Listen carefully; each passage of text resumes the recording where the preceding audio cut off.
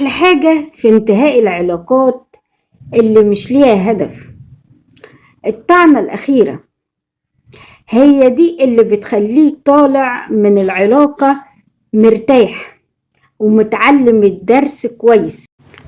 ازعل، من حقك ان انت تزعل، بس استنضف على اللي هتزعل عليه.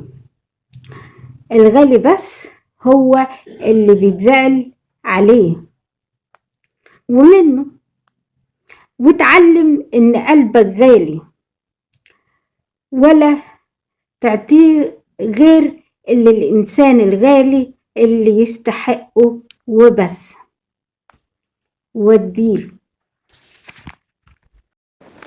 الحب جميل، بس الأجمل منه الشرف في الحب والكلام الصادق، وكرامتك عزيزة جدا عليك.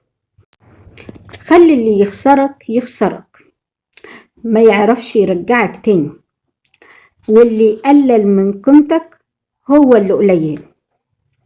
واعرف ان اللي في قلبه حنية عمره ما يدوس على كرامتك، ودايما يحافظ على كلامه قبل ما يطلعه.